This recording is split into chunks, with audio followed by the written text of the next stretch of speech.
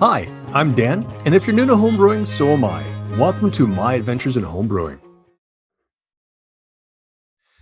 Hey everybody, it's Dan, and it's that time once more to go around the world one more time and have a beer or two along the way. First, let me say thank you to Ryan Oxton from Spike Brewing. Ryan, you are awesome, and I look forward to talking to you some more. If you guys have ever thought about getting into stainless steel equipment, please go out and check out Spike Brewing. They have some phenomenal gear, be it from the Flex Plus fermenters, all the way up to their nano and also pro style brewing gear, which is absolutely phenomenal stuff. Plus, if you're looking to get into a glycol chiller, look at what they have with Penguin chillers. There are some fantastic pieces of kit. And also, it's been a busy week here at the brewery. Escarpment Laboratories have come online as our sponsor, and I got some yeast from them. So yesterday it was brew day, and we got a blueberry cream ale into the fermenter and got that rolling. So stay tuned. So this week we're very fortunate. We're going to have Patrick Dawson, who is an author of the beer. It's the Beer Geek's Handbook, and it is a phenomenal read. I got this book before I even got back into home brewing, which was fantastic. So hang tight, guys. We're going to get a quick word from the sponsor, and then we'll kick off with Patrick. Hey, it's Dan here one more time, and I'm happy to say that we are now, or should I say my podcast is now sponsored by Escarpment Laboratories. Yeast production for the fermentation of the exceptional craft beer. Whether your kit is on the stovetop or in a commercial brew house, wholesale yeast and quality control for the profitable pro brewer. Community engagement and education for the discerning home brewery. If you are a craft brewer and you love using quality yeast, then you really do need to check out Escarpment Laboratories. Hey guys, we're back, and let me please first introduce author Patrick Dawson. Patrick, how are you doing, bud? I'm doing really well. Thanks so much for having me on, and the kind words about the book. Like that's awesome. Really means a lot. Honestly, the book is fantastic. The illustrations honestly kept me rolling the whole time, which was fantastic. Honestly, I gotta say, it is an easy read, and it also very informative. Especially when it comes into things like beer styles, the glasses part kind of got me rolling. So why so many glasses? It's like it's a vessel. Any glass really works, but I understand why there's so many different glasses. Yeah, it's such a great conversation starter, if nothing else, right? I mean, that's like it's the constant debate of like how much does the glass actually changes the beer. But Exactly. if nothing else, it's like I don't know about you, but like I have a big glass like hutch that Yeah. holds all of my glasses, and people come over and they'll see something, some brewery glass or some Yep. specific beer glass, and it just instantly you got something to talk about. It's great. Oh yeah. I got told by my wife I'm not allowed to get any more. Yep, that I'm same boat. It's like one in, one out. Like if I buy something, something's gotta go. Yeah, and I refuse to do that. No. No. Well, I don't know about you, but I feel like I break enough beer glasses. I don't know. Like I when I have too heavy of a hand as I'm drying my beer glasses. I feel like that at least like I get to somewhat regularly replace them. There we go. So how about we hear a little bit about you there, Patrick? Yeah. So I'll be honest. This is my first foray back a little bit into the beer world in a bit. I started, in real life. I'm an engineer, and I maybe my midlife crisis. It was a little early on, but I was out for a run one day, and I was like, man, I just had this motivation. I gotta do something. I gotta find a new hobby. I gotta do something. Beer was my hobby. I loved beer and baseball, so I was like sitting there on a run. I was like, what should I do with this little bit of extra time I've got? And I came up with I was either gonna like coach a baseball team, Mhm. or I was like, I'm gonna write about beer. I just think about beer all the time. I should write about it. And I bounced it off my wife, and we don't well at the time we didn't have any kids. She's like, I don't know. That might be kind of weird, like coaching a little kid's baseball team with no Yeah. kids. I think you should write about beer. Yeah. It's like, all right. So I just jumped in both feet, and instead of being like, oh, I'm gonna write a blog or I'm gonna do this, I'm like, I'm gonna write a book. And I Googled, I think, like how to write a book, something like Yeah. that. And basically, the process is you just sort of like you can get an agent or you can just start pinging publishers. And at the time, what I was really into, and what I felt like there was a lack of information, was aging beer, cellaring beer. So I was like, I know just as much about this as seemingly anyone else. I should write the book. And I just started pinging publishers, found someone that was like interested in it. We started talking, and next thing I know, they offered me like a deal to write a book about aging beer. And that was actually my first book. It's called Vintage Beer. Oh, nice. And that was just like kind of like a real just passion project. Yeah, I just loved it. And that went really well. And then after that, they actually had the idea for the Beer Geek Handbook. The publisher did. They said, "Hey, would you want to write this book?" And I was like, well, I don't know. And the more I started thinking about it, the more I'm like, oh, this would be a lot of fun. This would be a great book to write. Absolutely. So wrote that and set it off. And then all of a sudden, like my life totally changed. I got a job offer overseas. I moved overseas. We had a couple of kids, and like all of a sudden, I did all that extra time I had for my beer writing hobby Gone. disappeared into smoke. So I'm excited, when someone like yourself reaches out and wants to talk about beer. It's cool. Like I don't do it as much as I'd like to. Yeah. So a little bit about me is I did 21 years in the Canadian Army. Okay, And yeah. then I got out and I was just like, what am I going to do with myself? And I went back to school for photography. I had a small business going, and then I closed it because just dealing with bridezillas really wasn't my thing. And and Yeah. my grumpy army sergeant side was slowly rearing its head with customers, and I was like, I can't do this. I can't. I can't do this. So then, lo and behold, I ran to some guys that I'm now really good friends with and work for. We're opening a craft brewery, Hey, congrats. That's awesome. and been with them now for 4 years, and it's been fantastic time. But that's what got me back into, I should say, home brewing. Yeah. And like it's like going down a rabbit hole. It's like once you start, it just expands and expands and expands.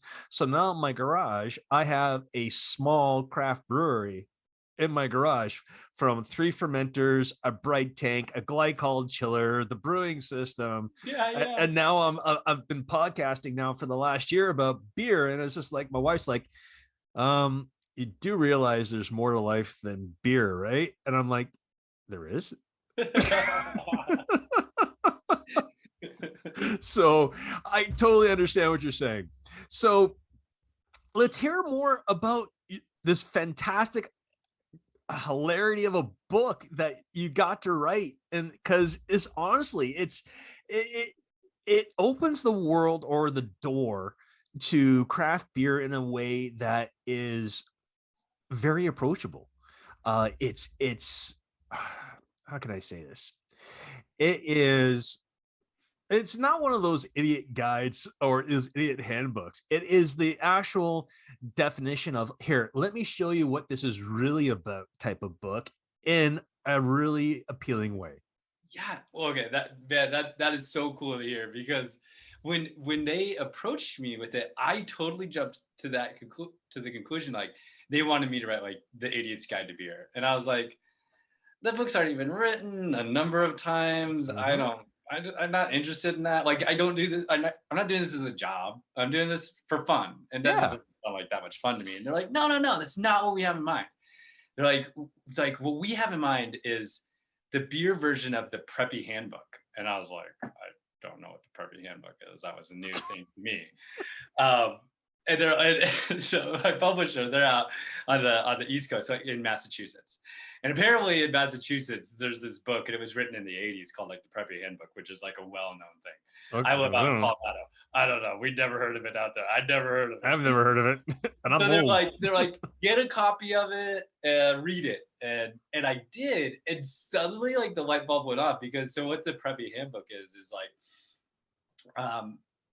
and when I'm curious, in Canada, if like preppy means the same thing as in the US. Like preppy is like sort of like this like upper crust, like I think it comes from prep school. Yep. It's Kids going to prep exactly the school. same thing. Okay, totally. So it's like it's written, it's this like super sort of like, I don't want to quite say satirical. It's not satirical, but like this tongue-in-cheek guide, Yes. like rate like this lifestyle, this sort of like blue blood, we would call it lifestyle.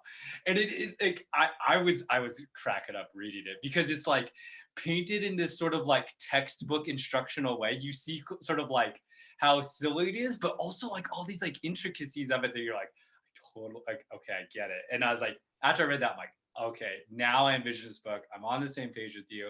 So it is, it's like you can't take yourself too seriously as a beer geek, right? I mean, like it Because you because take yourselves too seriously, you fall into the beer snob. exactly. So that like as soon as I read that, it kind of got those like creative juices flowing. And I was like, okay, no one has written this book. Like this would be a new fun thing. And yeah, just that was sort of like the intro into it. And it was funny because I started writing it just like text, right? Open up Mhm. like a Word document, and you just start typing, and that's how I, you know, did a lot of my writing. And then I realized like, no, that's not really this so much. This is really like a collection of just like almost like magazine little, yeah, like type quizzes, like little insets, things like that. So like it's written in a way that you like, it's not sequential. You don't sit there and read it from front to back. You Yeah. know, you just pick it up like a magazine and kind of flip through it and have like little tidbits. So how did the I guess the titles Beer Geek and Beer Snob come to be? Because I totally Yeah. totally get it. With the geek, we're enthusiastic, we want to share what we know, but we're not imposing. Snobs, well, they are what they are.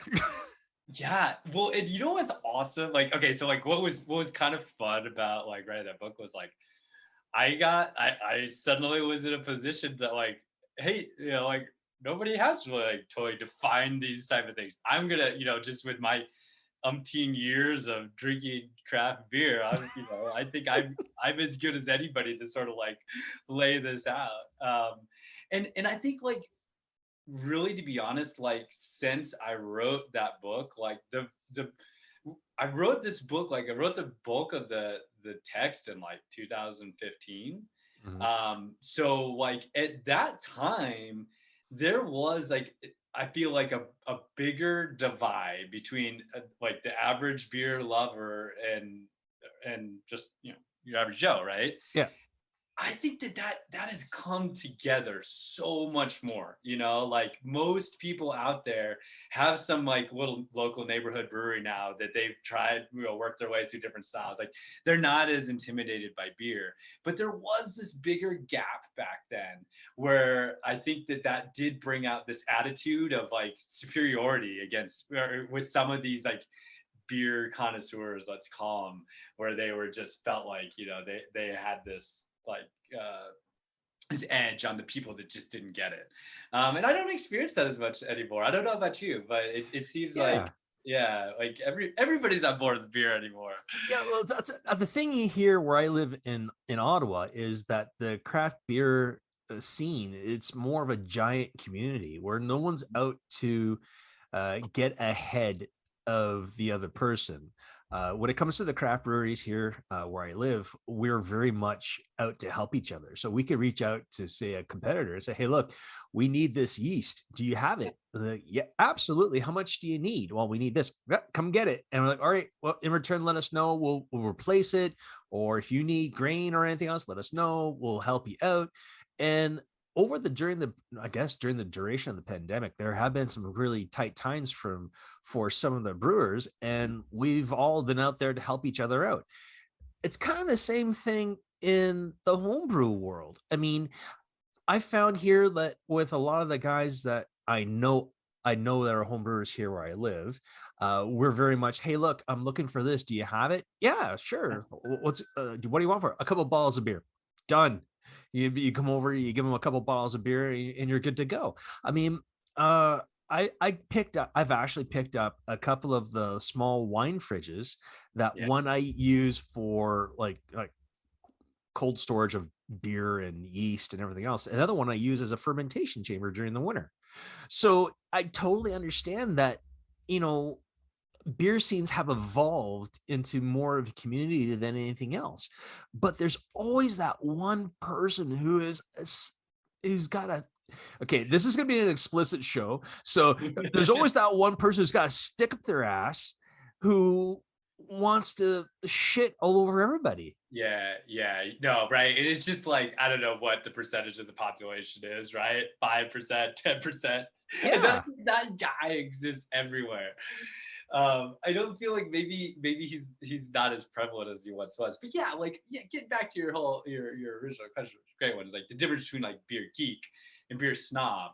I think like just like the sort of the litmus test is like, are you excited to share your love of beer and bring more people into that Mhm. community? And like, are you willing to like, hey, I'm gonna like take this down a step, like to somebody that's maybe new to beer, to really get them excited about it? Or are you going to use that knowledge and your experience as like this superiority over them? Yeah, yeah. Just be like, oh, you've never heard of this brewery? Oh, you don't know how rare this beer is, you know, sort of thing. And yeah, they'll always be around, right? You're never gonna get rid of There's those no way. There's totally. no way. So, how did you learn about like people doing trades for beers and things like that? Because like I didn't know about these like trading or looking for rare beers until I read the book, and I was like, "Holy shit, that's a really good idea!" And I'm like, "Holy crap, there is a huge hunt for these things." Yeah, yeah, it's crazy. And I feel like it's even like cooled off a little bit, like in the sense that there's always something like there's some phenomenon. I'm sure somebody's written about it, but like of like that like collectible like fervor that people get. Hmm. Like when I was a kid, it was like baseball cards or Yeah, like yeah. comic Hockey books or cards, everything whatever. else. Yeah. Yeah, and people get into it. They don't even totally like the medium, right? Like, I didn't even really read comic books as a kid, but I collected them. And to be honest, it was because it was like some buddies did, but it was also just this like you get a fever, like, oh my Yep. god, I gotta get this rare thing, and that swept through beer as well. And wow, it was like wild. I feel like I like where we're at now. We're like um the industry has like realized that there's this niche of people that just want these like wild, outlandish, awesome beers, and they're willing to pay like what it costs to make them, right? Because some of these beers are really expensive to make. Yeah, yeah. And back in the day, like brewers would just be like, man, I can't make that investment because no one's gonna pay X dollars for a beer. Wrong. And then like that, I mean, that narrative has been destroyed, right? I mean, people Absolutely. people have shown they're willing to pay a lot of money for a beer, but then came along with it that collecting mania, and you know, like when I was a kid in comic books and baseball cards, it's like the internet now exists, so you can use the internet to trade these beers all over the country. And like I guess really now that I think about it, it's really similar to that beer geek beer snob thing too, where there's like you kind of have to go through like the foray of finding like good like trading partners, we call it, right? Because there's Right. some people they're out to like win the trade. You know, it's like, oh man, you know, and you've been to these beer tastings, I'm sure, we're like, oh, you wouldn't believe all I had, like I traded this and I only had to give this up or whatever, you know. It's like, oh, I did so great. I know so much more about beer and this idiot traded his beer.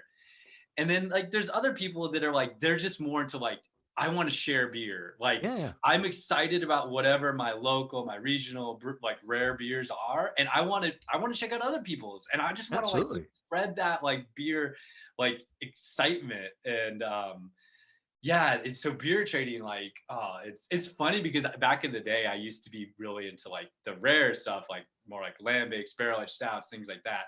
And now like I'm more into like trading for rare lagers, right? Like rare in the sense that like some little brewery that doesn't distribute, right? Right. Like you gotta they maybe they distribute in their town or whatever.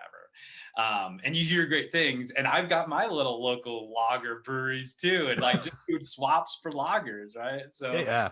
but it's fun. It's fun to get to try just like what other people are doing and whatnot. Yeah, I know. I understand what you're saying with the collections and the rare stuff because there's a brewery here in Ontario called Collective Arts. I don't know if you have them down in the states, No, uh, I have but not run across them, but but they do a series every year called The Origins of Darkness, which is all barrel aged bourbon stouts, Yeah. and they do it with a collab from other breweries that they know of, and it's been a wild ride. There's been like some crazy freaking combos. Like there's been a miso one, Oh there's yeah. been a sugar donut, there's been one with radish, honey, and guajillo chilies.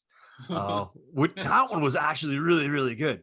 Then there's been some really funky ones in there, and right now my I have a cold room, and that top shelf in the cold room is like sooner or later I have to start working through all those bottles.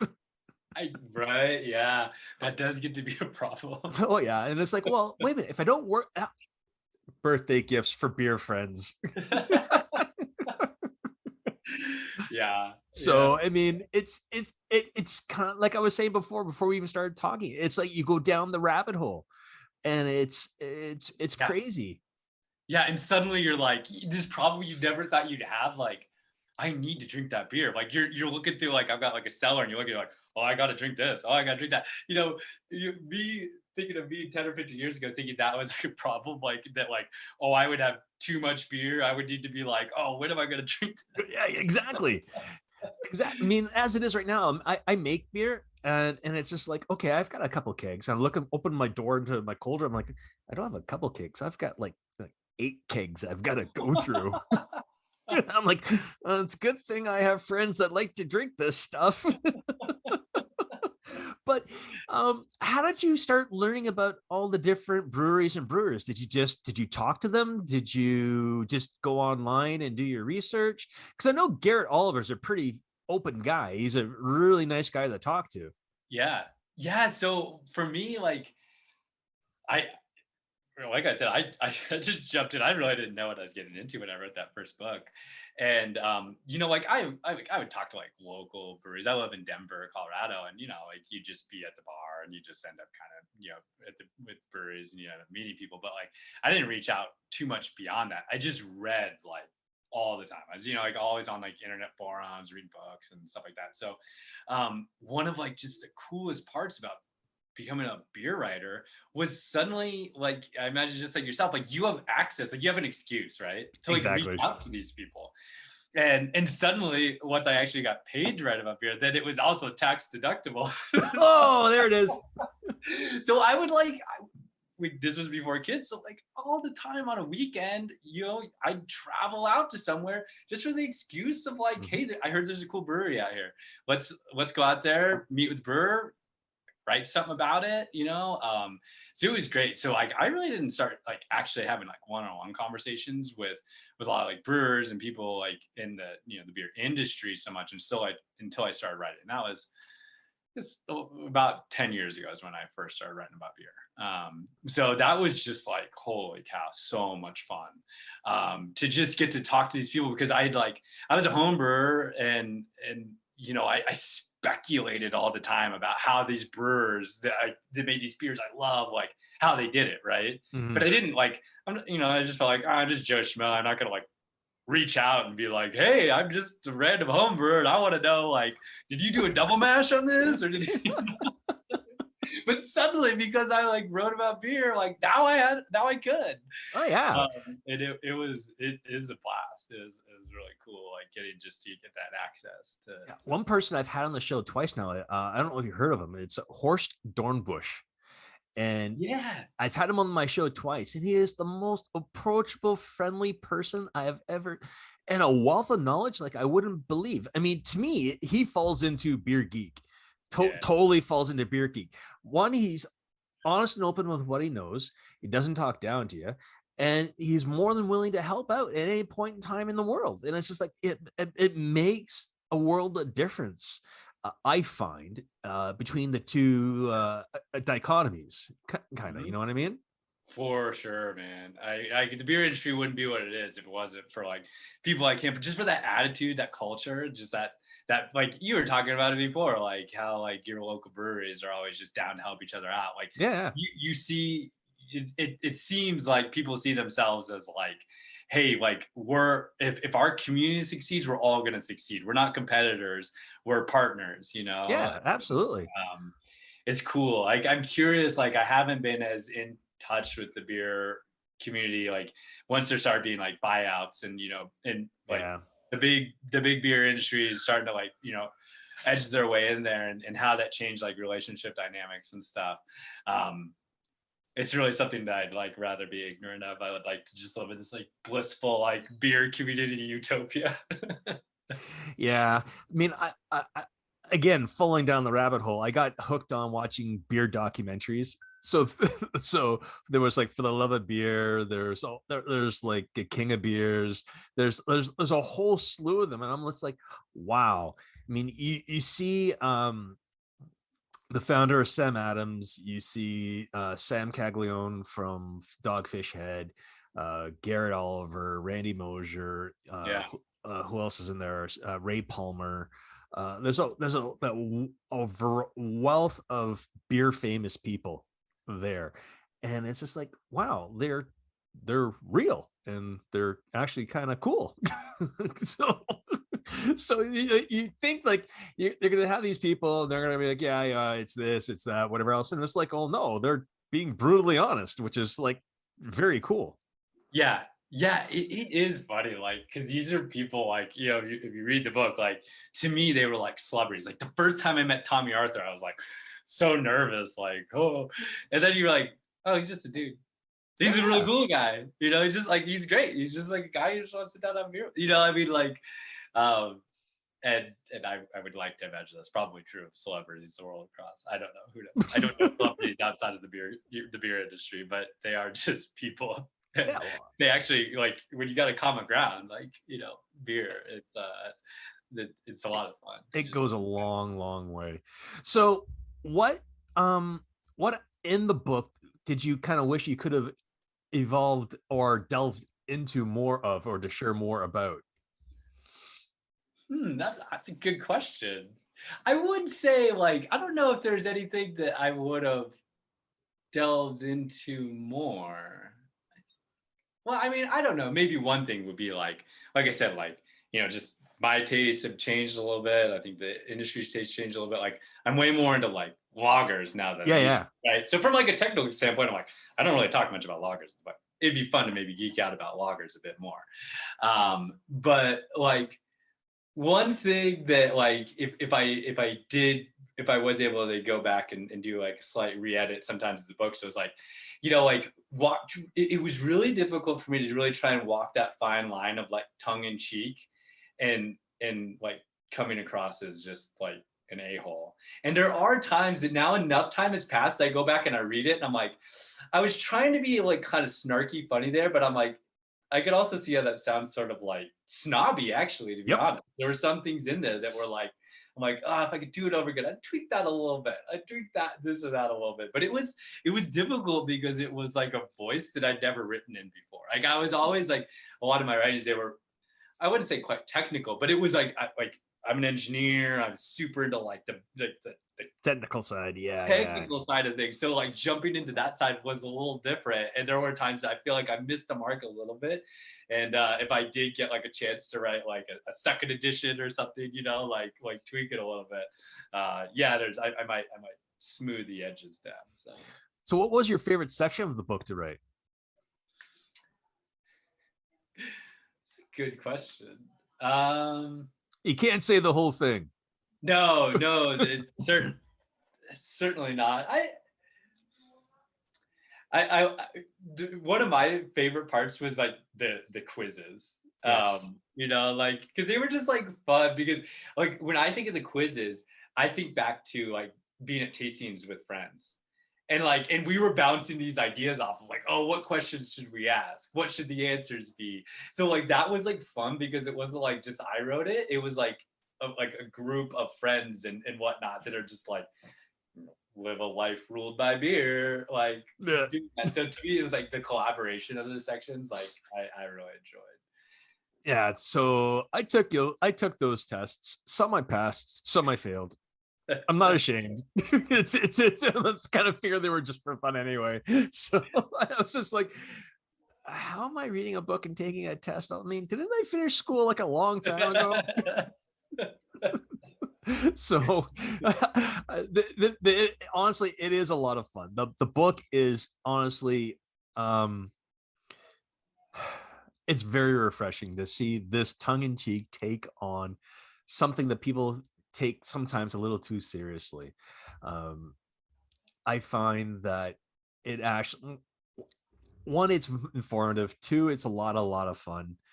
Three, it's it's almost like guide in how maybe things should be kind of looked at, in like, don't take it so freaking serious. It's beer. It's Yes. fun.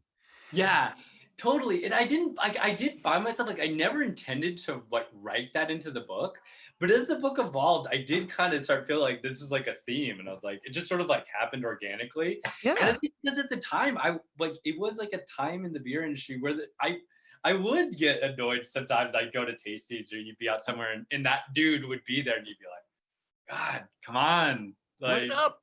yeah, quit taking yourself so seriously. Like, we don't care how rare that is. Like, yes, it's rare, we get it, but it's like that's not the only thing, you know. Oh, yeah. So yeah, it just sort of seeped into the writing, I think. So what did you find about, I guess, maybe your own home brewing while writing this book? Because you said you were a brewer, so I'm kind of curious. What did you find out while you were writing this book about your own home brewing? To be totally honest, I don't think I was homebrewing when I wrote this book. It was a very transitory time in my life where I had accepted this job overseas. My wife was pregnant. We like it was crazy. So brewing was not home brewing was not at the drinking beer. I was very much There, there you go. There we go. but home brewing. But no, for me, like a really big thing that like really shaped my home brewing was writing of that book about the vintage beer book about aging beer. Okay. And like I said, I had all these like sort of like speculative theories about like I just knew that there were certain beers that aged really well. Mhm. And I had these theories about like why these ones did or didn't, but right, they were totally speculative because like you don't know how beer is brewed oftentimes, so when I got to start like interviewing brewers about that I knew brewed beers that aged super well, and hearing about techniques they did, hearing about things they did, um, that had a huge influence on my home brewing, and really changed how I was making my beers that were like intended to age over time. Mm. So I would say like that would be the one that influenced it, and that's like a whole really cool fun niche in the home brewing world, because particularly like you said, like home brewing, like oftentimes you end up with more beer than you can drink, Mhm. and it's fun to mix in the occasional big beer or wild ale or something like that like you can drink over 5 years, Yep. like you bottle them, put them down in the cellar, hold on to them. I've I'll be totally I probably have a home brew in like 5 years. I Oh, hope to dude. again someday when life slows down a little bit. But I'm very particular about my brewing. When I do it, like I don't want shortcuts. Like it's full day, right? Yeah, I'm yeah. in my like, and like I don't have full days in my life right now.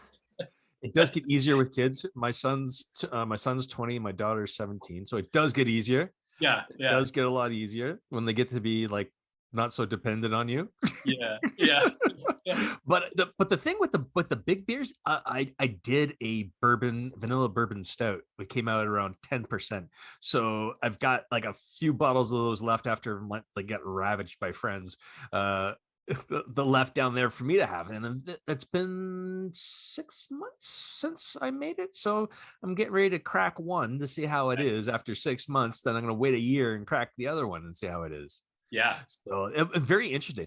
That was another part of the book that I liked, was when he talked about, I think he talked about big beers and things like that in the book, I believe, and how it's like how that's kind of trending and how people are starting to get into it. And I found that like, wow, here's someone else who gets the idea of like getting a big beer and leaving it alone for a while.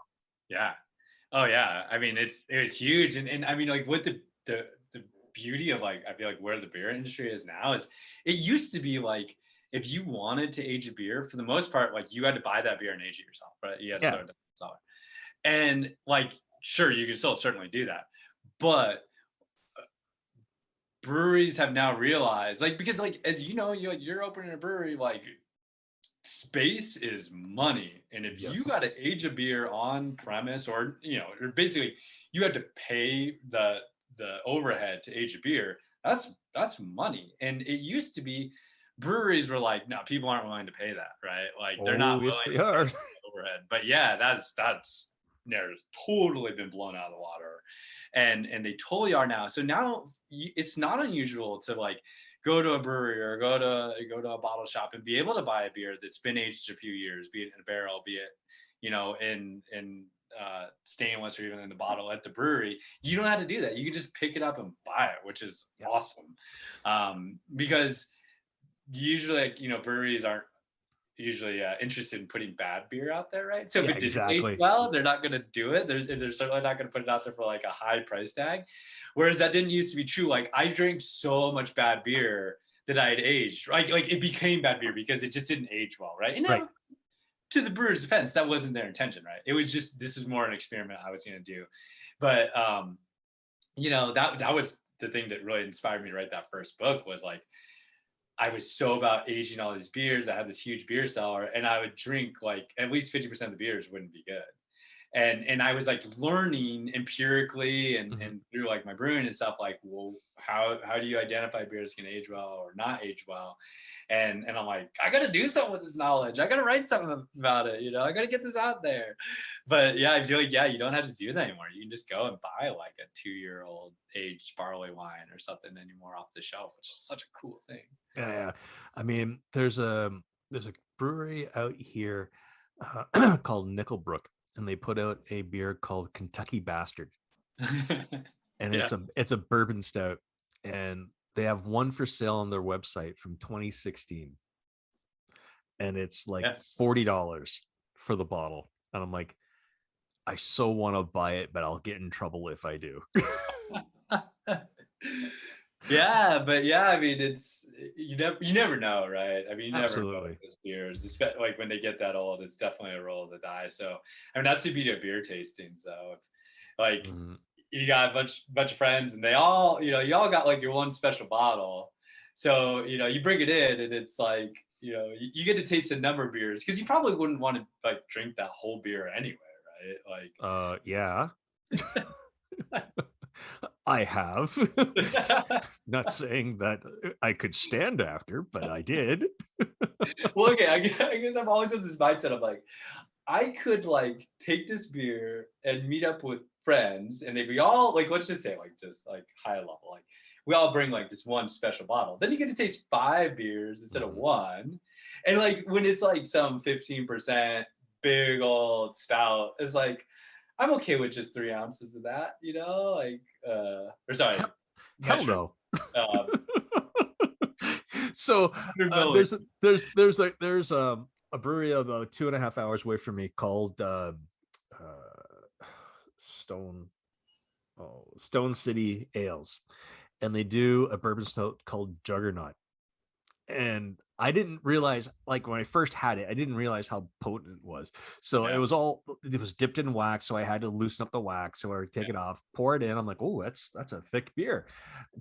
And I just sat down in front of the TV, took a big sip out of it, and my eyes just went boink. And I looked at my wife. I'm like, I don't have to drive anywhere tonight, right? And she's like, yeah, no, it's like, good, because I'm not. It's just, why? Smell this. And she's like, oh dear God, you're gonna be pickled. So Yeah. there's been a few times I've actually gotten these big beers. I didn't realize how big they were, and I committed to finishing the glass or the bottle. It's just like I was good for a couple days after that. Yeah. Yeah. I have most certainly been there. So what else is coming? What else about the book do you think people should really know about? I mean, there's good references in it. There's a good, I think there you put a glossary in the back end for certain terms and or whatever the yeah, terms and definitions that you want Yeah. people to know. What else about the book should people know? Oh shit, I'm not good at I'm not a good salesman. I'm not good at selling books. I don't know. I guess the good thing to know is like if you're it's written in a way, right, to sort of be like this introduction to beer geekdom, but really I wrote it for my buddies and my friends, right? Like just to get them to laugh because they're like, oh totally, yep, that's totally Yep. what we do. So if you're like a beer geek yourself, which I imagine you are if you're listening to this podcast, Mhm. like and you're just looking to kind of like laugh at yourself and your friends, it's worth a read. I think it's worth Awesome. checking out. So do you have any more projects coming on along the way, or? Oh no, like I said, I wish. I I think the last time I wrote about beer was like probably 3 years ago, 2 years ago. It was a little while ago. I was living over in Italy, and it was like one of these things where it's like I had this like brewery and this brewer that like I just like love. They make amazing stuff, and I'm like, man, I wanted an excuse to go hang out with the dude and learn, ask him all these questions about his beer. So I used to write like like a column for a magazine here in the States, Craft Beer and Brewing magazine. I know So I that just called magazine. it, yeah, it's such a great magazine. It's such a great magazine. And just called up the editor. I was like, hey, if I write a story, will you guys write it? He's like, ah, sure. So I got to go out and spend a weekend. It was a brewery. They're out from like the basically northern Italy called Balladine. And if you've heard of an Italian brewery, that's probably what you've heard of. But I wouldn't like a lot of people probably haven't heard of them either at the same time. But they make this beer called like Ziaju, and it's like got like an X and a Y. It's like all like vowels and an X. I don't know, like it's I like Okay. I had to ask him that like. So how do you actually pronounce this beer's name? Because every time I'm at a tasting and someone has it, people are like, "What? Go try. Yes, this beer." But it's a wild beer. So you as a home brewer would appreciate this.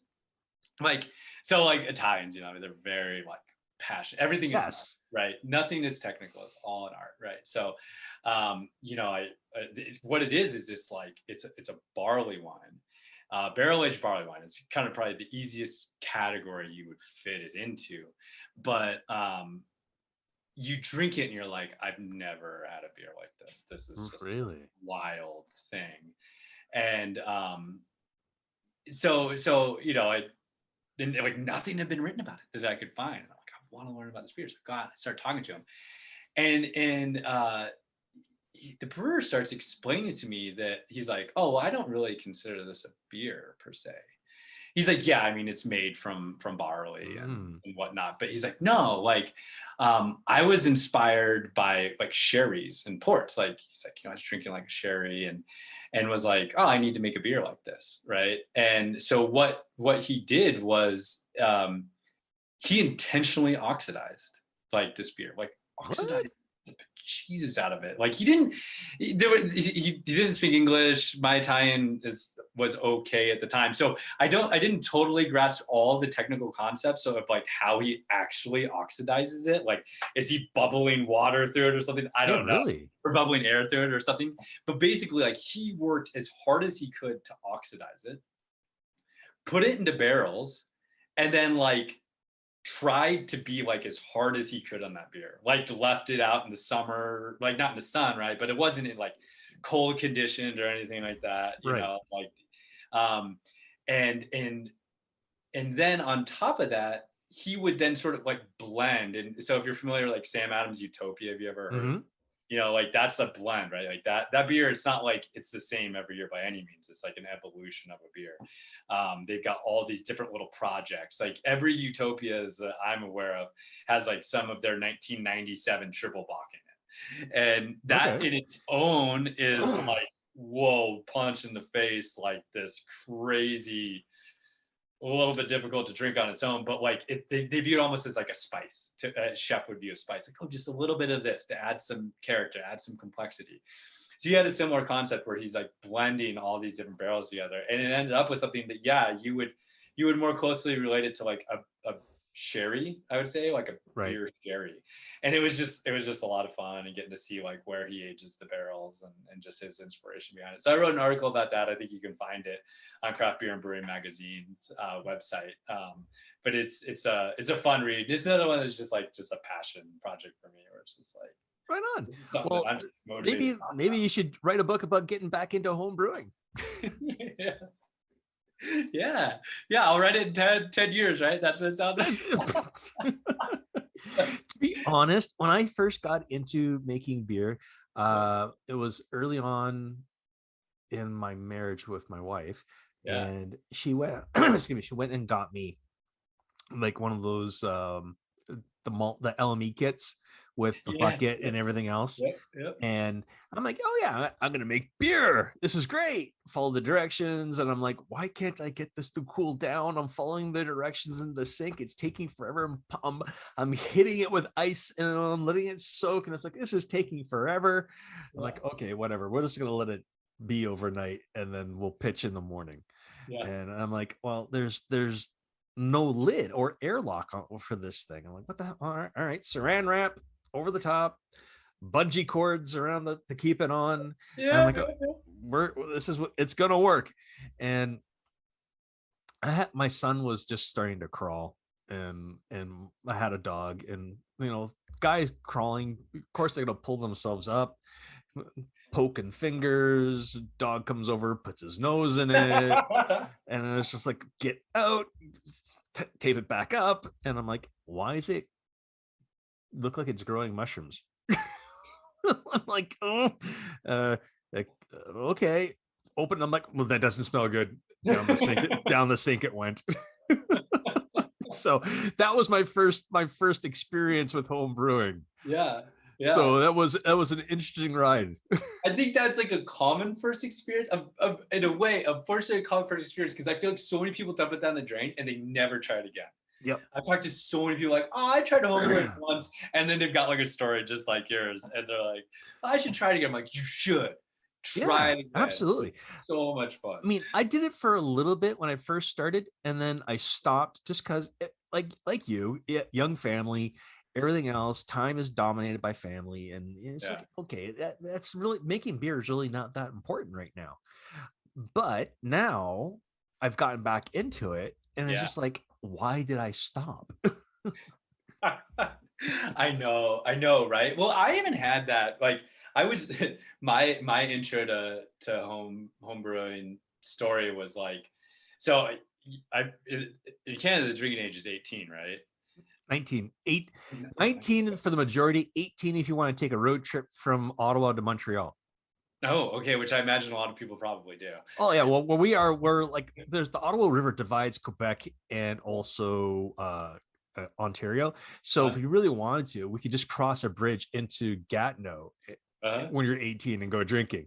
Yeah. But if you come back across and you're intoxicated and the cops catch it, you're screwed. Yeah. I would imagine they're up to that. Oh yeah.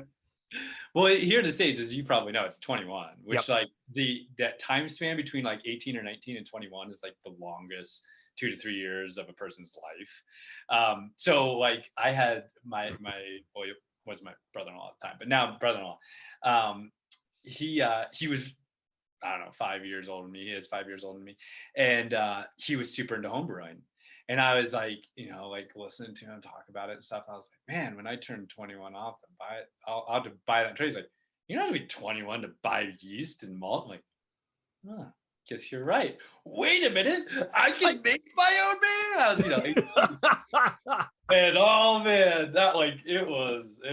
So I decided, I just went to the homebrew store and they had like kits, and you got your equipment, your bucket, and all that stuff.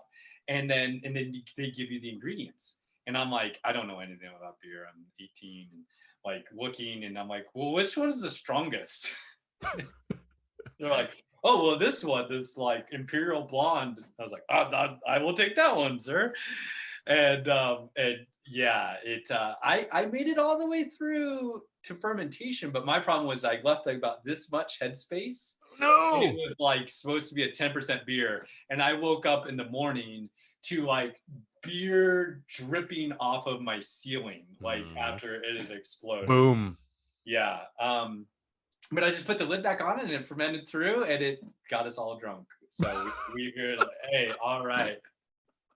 So I homebrewed a ton until I turned 21, and then all of a sudden it was like, oh, I could kind of buy beer. I never stopped homebrewing, but it wasn't until I sort of learned to appreciate Appreciate it. beer and Yeah. really get into it. This suddenly I started hearing that siren call back to like, ooh, like because you'd have these ideas, like you'd be drinking this beer, and I'm sure you experienced like you had this idea like, oh, what if you did this to this beer? What if you Yep. tried this? And and that brought me back, and that's what got me into doing all grain brewing and stuff Yeah. because I've only doing liquid malt extract before and stuff. So and that's when, yeah, it really took that beer appreciation to a whole other level when you appreciate like the like crafting side of it. Yeah. So the brewery inspired me to get into doing all grain brewing because like here I am. This is like the perfect classroom to learn how to do it Yeah. properly.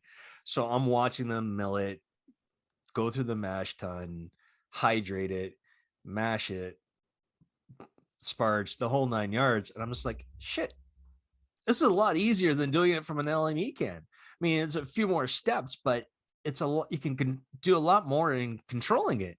Yes, control. That is the key. That is the key. I was always like trying to find these like specialty liquid malts or something like this liquid malt that like matched up with what I needed and Yeah, stuff. yeah. And then once I finally like, yeah, made that jump, I was like, why did I wait so long? You know, oh, this is, and like, I've talked to people like that, like, or I've talked to people that are maybe at a similar situation, and like what I tell people, I don't know if you sync up with this, but like I'm like, if the extra 2 hours and the extra equipment and stuff is going to keep you from homebrewing, don't make the jump. Stick with liquid. Like Yeah. you could still do so much with liquid malt extract. It's still so much fun. But if you got a little extra time, willing to invest a little bit more into the equipment, man, it just opens up your toolkit so much. Huge, huge ways. I Yeah. mean, like I was saying before, I did a blueberry cream ale yesterday. Yeah. So it's still measured out everything properly the way it was supposed to do. But there's a company in Florida called Aseptic Fruit Purees that I get pureed fruit from. Yeah. And so I got 4.4 pounds of blueberry puree into this beer. So I'm like, hopefully this makes it a little bit more blueberry than last time. Yeah. So we'll see. Right. Yeah. Yeah. Blueberry's So a tough one. It's tough fruit. yeah, it's you know what I find that fruit beers are kind of trending now, but Mhm. in the homebrew side, not a whole lot of people are being adventurous enough to actually try it. I mean, there's like, oh yeah, I did a milkshake IPA where I get it like I hit a mango and this from the hops. I'm like, well, if you're gonna do that, add it right into it. Yes. Experiment, live a little. Yeah. When I don't know about you, but I'd often have like I had like a little side carboy, like I don't know, it's like a gallon and a half or something that I'd usually do like, yeah, like I'd work out at like 6.5 gallon. And I don't know, probably in Canada you guys have this all in liters. So Oh, I deal with gallons, so yeah. okay. So like, like all my carboys are 6.5 gallons. I do a 5 gallon batch, but sometimes like if I wanted to toy around with something, I just up the batch size a little bit, and I'd have this little carboy, and then I'd make like the blueberry version in that Yeah. carboy, or like just some little off thing, and it's so much fun to get to taste them side by side Mhm. and really understand like there's the obvious like fruit character, right, that changes the beer, but what else does it change about that beer? Like what other flavors does it bring about, positive, negative, otherwise, because there is so much about you introduce so many other variables because there's a lot of stuff in that fruit that once it starts mixing with some of those like yeast esters and phenols and stuff like that can combine to make some really cool things or some really Really? not cool things. Yeah. Yeah. I've had my fair share of things that had to go down the drain. Yeah, So, yeah. I mean, at the time, I was like, oh, I'm crying. I'm dumping 5 gallons worth of beer I can't drink down the drain. I'm like, I'd rather dump it down the drain and do it again right than be forced to drink something I don't like. Yes. You're wiser than I would always just struggle through those bad batches. And it was so dumb looking back. And you're just like, why did I do that? If you haven't guessed by my beard, I'm freaking old, man. Come on. Yeah, like I was younger. My when I used to homebrew a lot, I was younger. I could power through those beers a lot better than I could. Yeah, That's normal for anybody who in the younger years, and you're in like beginning of university or college, and you're like, you're on a budget. It's cheap. It doesn't taste good. I'm getting a buzz. I'm going through yeah. it. It's all good. So I'm going to say, Patrick, thank you very much for being on the show. It was fantastic talking to you and meeting you. Guys, if you haven't had a chance, go check this gentleman out. The Beer Geeks Handbook is honestly, you'll have a good time reading this book, and it'll also get you inspired not only to go out and look for like rarities, beer glasses, try different styles, but also possibly to get into home brewing too. Patrick, thank you very much for being on the show. It's had a great time, bud. Thank you so much. This is a blast. This is a great way to kind of kick off the day. I feel like it should have a beer in my hand right now thinking about it. I know it's just like I want that beer here, and it's just like but yeah, I really appreciate the opportunity, and like it's awesome that you dug the book. That means a lot to me, so thanks. That's awesome, guys. Again, thank you so much for tuning in, and again, check out Patrick. Do you have any social media handles you want people to check out? I don't. No. Oh, okay. He doesn't. Weirdo. I don't like social media. You had a hard time getting in touch with me because like I don't really do social media. It's like, like I said, you know, I got busy and so yeah, no, my legacy is on bookshelves. So. All right. So you can get his book through Amazon, your local bookstore, and a few other places. If you look it up, Google the Beer Geeks Handbook. So guys, I'm Dan. Thanks so much for coming for a beer or two along the way, and I'll see you on the other side.